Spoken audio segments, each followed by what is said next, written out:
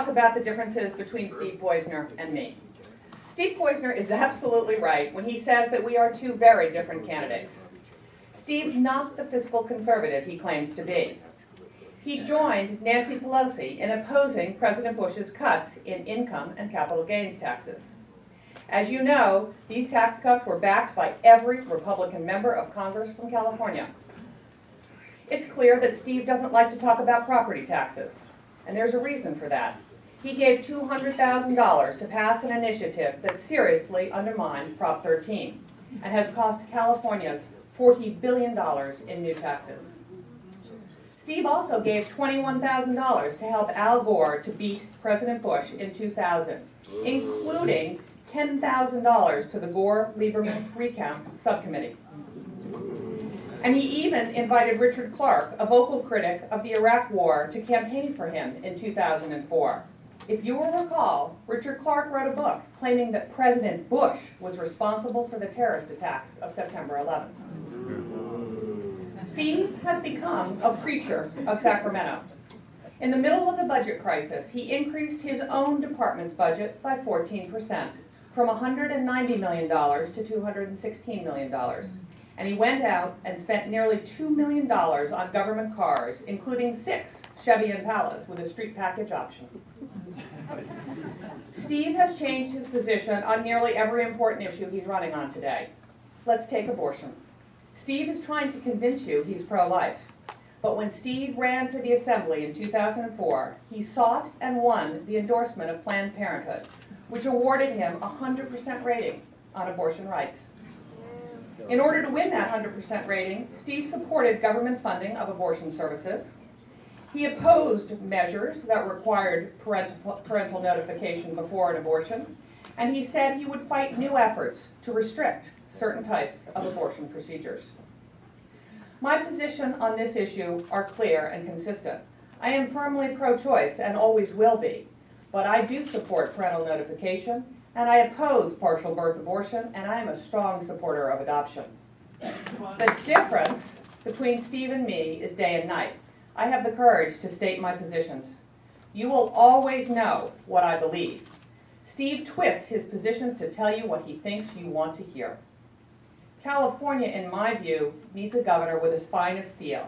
We don't need a weather vane to read the winds of Sacramento.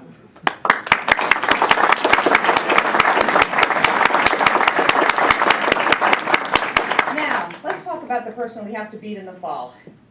As I said at the beginning, failure seems to follow Jerry Brown wherever he goes. During his last term as governor, the unemployment rate in California nearly doubled to a then record high of 11%. He also vigorously defended regulations, including AB 32, which will be a job killer. As mayor of Oakland, he left the schools in crisis.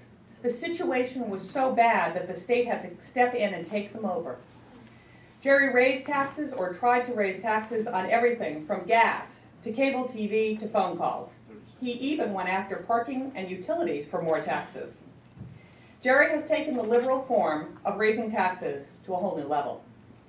My experience running businesses and creating jobs stands in stark contrast to Jerry Brown's 40-year record of failure.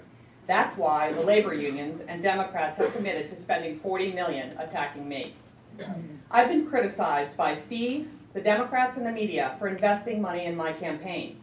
But I'm committed to dedicating the resources it takes to get my message out in this expensive state. For the first time, the Republican at the top of the ticket is going to have the money and grassroots organization to fight for votes in every corner of this state. And that's why I donated $250,000 to the state party to boost voter registration.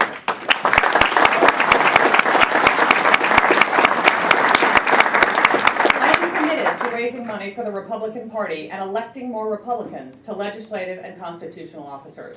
And I am thrilled that Tony Strickland has agreed to run for controller. Just wait until we take office.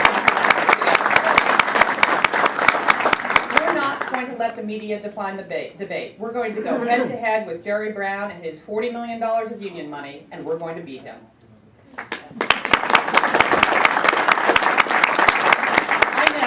We differ on some issues, but I respect where you are coming from. I am standing on my principles, and I'm going to run a campaign that will make conservatives proud. More importantly, I'm going to govern in a way that will make conservatives proud, and I will always have an open door for each and every one of you. I promise you that I will stand up for lower taxes and our fiscal conservative values. No one is going to fight harder to cut wasteful spending and reform government than I am. This is an important campaign for California's future. It's one we have to win. Ronald Reagan once said that America is too great for small dreams. The same is true for our Golden State. But to restore the promise of our state, the conservative coalition must work together to stop Jerry Brown from failing California yet again. So thank you for inviting me to speak with you today, and thank you for everything you do for our party every single day. It's a great pleasure to be here.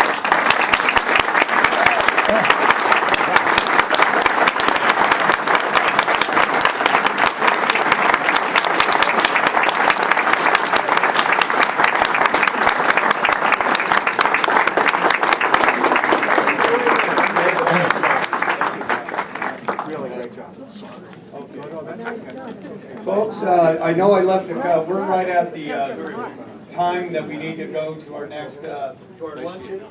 And I know I left Robert Newman hanging. We'll give him an opportunity to speak in the next segment. So come to me, Robert.